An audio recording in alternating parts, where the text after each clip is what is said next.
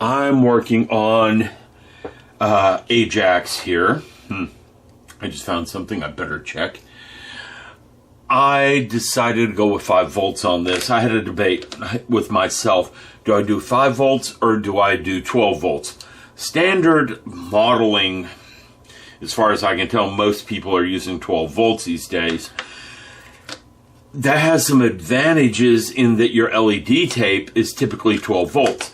Although 5 volt LED tape's starting to show up. Okay. Charge is good. Again, 12 volt, 5 volt LED tape starting to show up.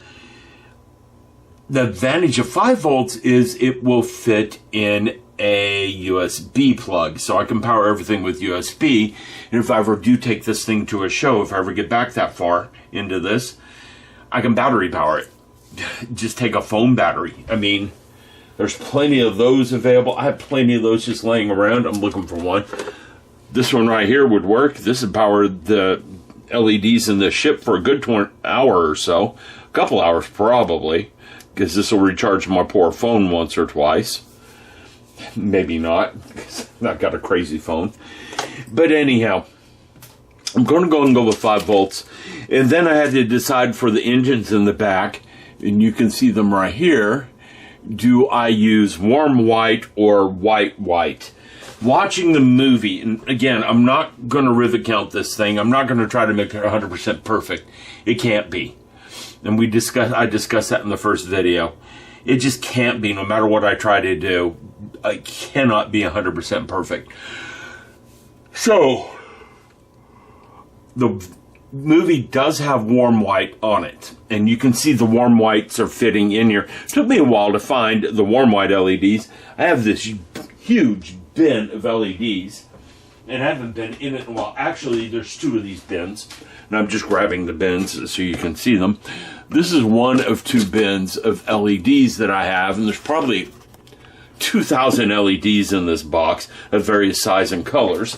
And I even have this bin in case I need a red colored LED on the outside instead of just emitting red light. So I have this bin of colored LEDs where they are colored. The plastic's colored. And I go looking through here and they're organized really nicely. And there's another bin off to the side with LED tape and other things in it. And they're labeled 3mm, 5mm, UV, everything. There's no purple in here, but I found purple on my desk back behind me, on the table back behind me. So I do have every color you could think of here that you might need. There's some multicolor LEDs in here. There's RGB LEDs all over the place in here. And that will be useful for something in the future, possibly. But having said all that, I didn't sort the warm white and the cool white. I did with the 10mm. I have 10mm white here, but in an envelope off in another bin. And I can get that real quick if I get past another camera. There was 10mm LEDs along with a bunch of other styles. This one has Piranha LEDs, pre-wired SMDs, and flat tops, and 10mm. And going through the 10mm bin right here, I found a warm white. So I got everything in warm white, and I'm going to go ahead and do this thing in warm white. And I went ahead and settled on 5 volts. The other night I sat and drilled out all the holes to make sure the LEDs fit in. They do, but they don't. The LEDs have a rim around the outer edge, and that rim prevents them from going through there as far as I would like. What I want to do is run the colors from behind. Here, let me put them in their storage bin so I do not lose them. Because I don't want to lose them. Let me put that 10mm in there. I'm going to keep all my lighting in here. Okay? So I got my lighting set aside. My LEDs plug into this guy, and I went through and did a lot of sanding to get this right. And you saw me earlier playing with this guy. I bought this to be a drill. It is not a drill. It cannot work as a drill, but it is a grinder, and it does great at grinding on this PLA material. I mean, it'll just chew it up. For example, and this is a spare piece. I'm not going to harm anything. I want to chew into it. See, it just doesn't have the torque to be a drill.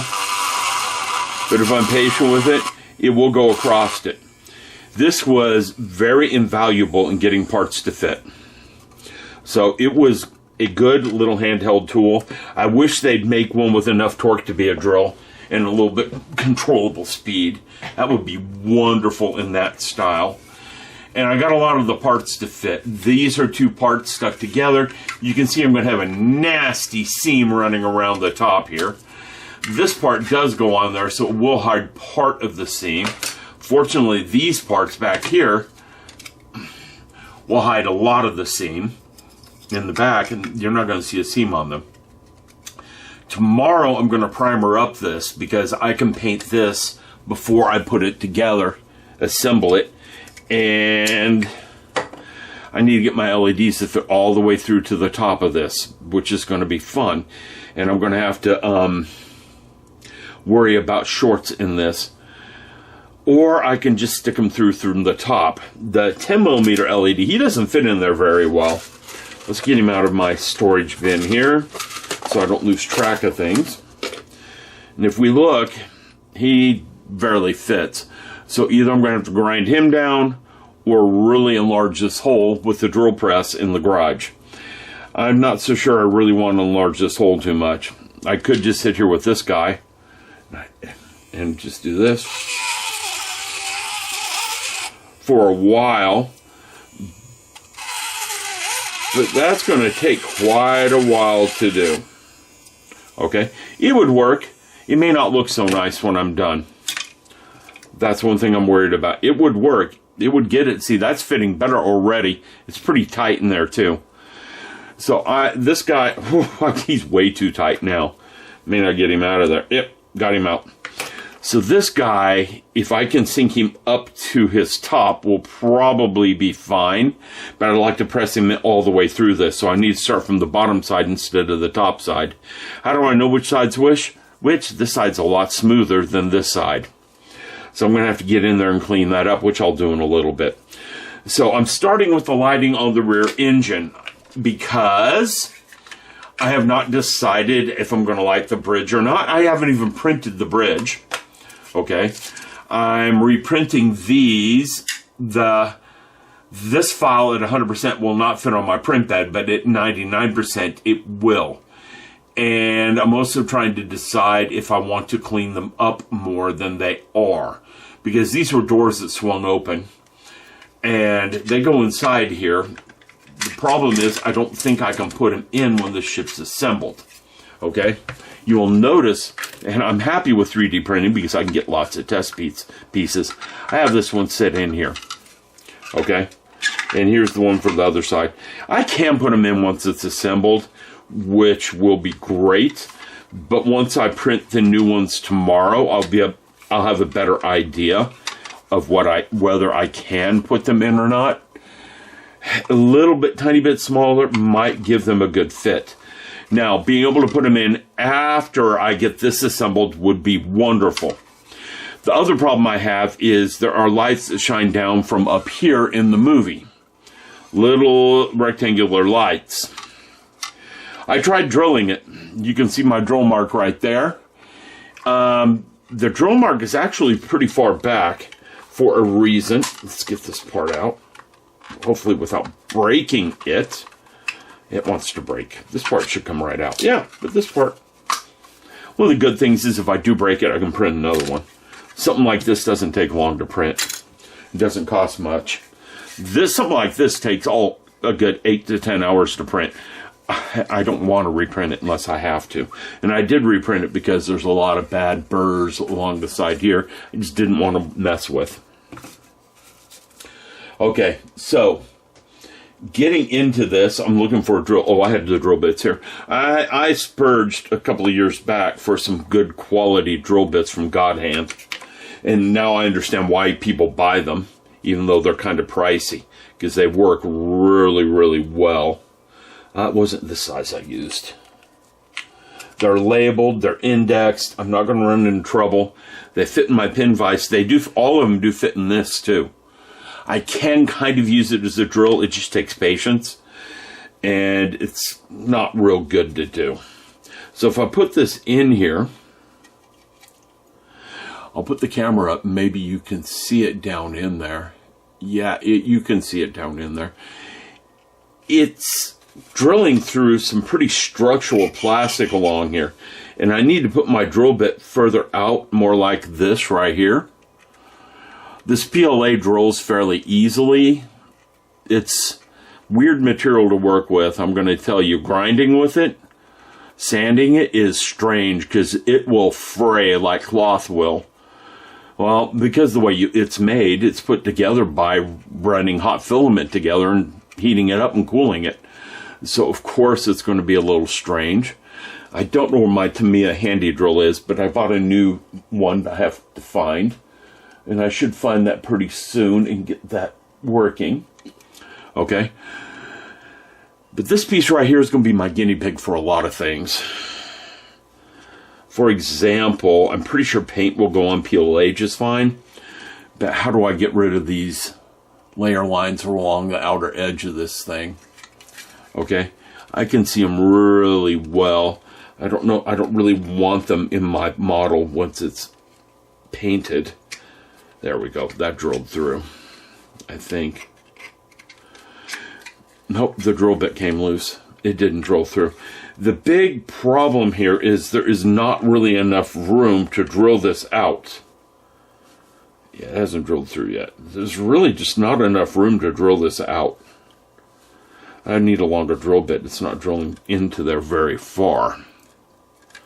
Okay. Let me loosen my drill bit up. Pull it out some.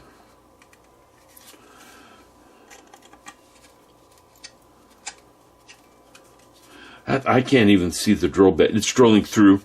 See, and that's just it. If I move it out where it needs to be to light the model correctly, it does not drill into the inside of this at all, where I can get light to come out.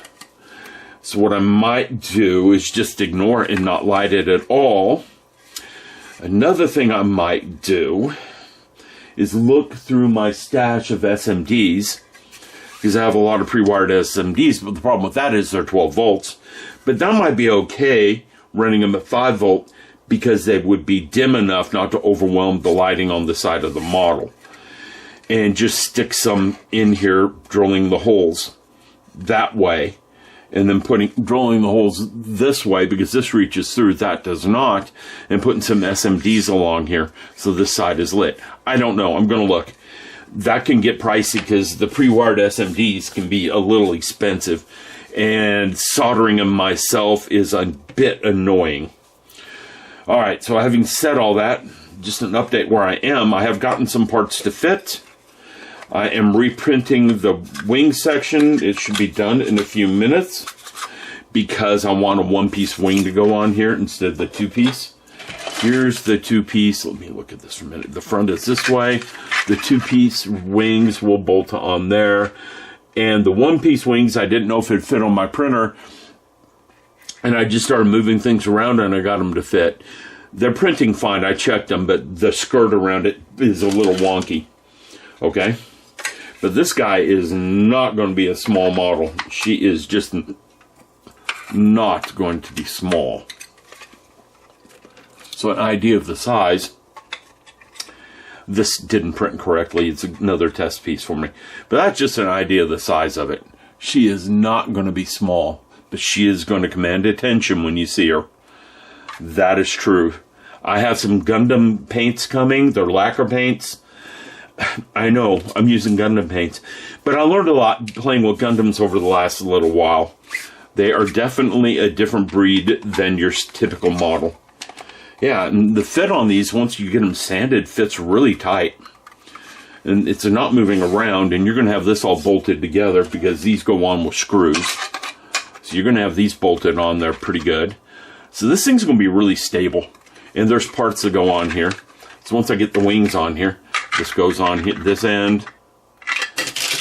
Okay, this part goes on this end. And I have that in clear resin and have them printed with the the filament printer. Here's the filament versions. And I do have the resin version, but the resin version of this one broke when it came off the plate. So I may just use these versions here. Okay. So you can see she's going to have some structure to her at the end. She's going to be stout, tight. Got to figure out where I'm going to put a stand. Haven't figured that one out yet. I did see one person who built one of these that had a cloud base on the bottom of it, because it does come through the clouds in one part of the movie. I don't know if I'm going to do that.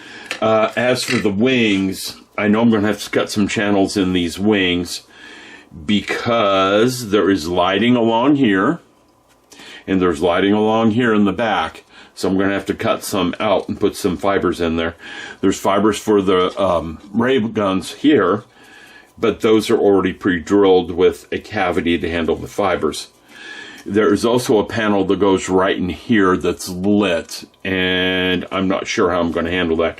I've got some thin styrene coming, so I'll be able to put some styrene in here and cut the slits for the lights right there and stick some LEDs in there. So I'll be able to do that. The lighting is, the only thing is I'm not sure about this because it's a 3-blink. It goes 1, 2, 3, 1, 2, 3, 1, 2, 3. It pauses.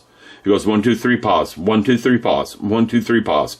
So I'm going to look for a simple chaser circuit. I don't need anything really complex. And I know you can make a chaser circuit with transistors. So I'm going to go looking for a transistor circuit and see what I can do with that. But anyhow, there you go. Just an update where I'm at. I've got parts fitting now. I'm working on getting the LEDs to fit into here, and I'm going to clean this up a little bit because I want that to look good. Okay? And it would not upset me to have that pretty close to flush poking through. About like that. So I'm going to have to clean these up more. Either drill these bigger, which I don't have the drill bits for my pin vise, or take them downstairs to the drill press and drill all 16 of these holes out, or just sand the cap off the end of these, which is more what I'm going to do. I'm going to use my pin. I'm going to use this little guy and see if he'll take the edge off. Let's trim him up a bit. Let's see if it'll take that edge off real quick.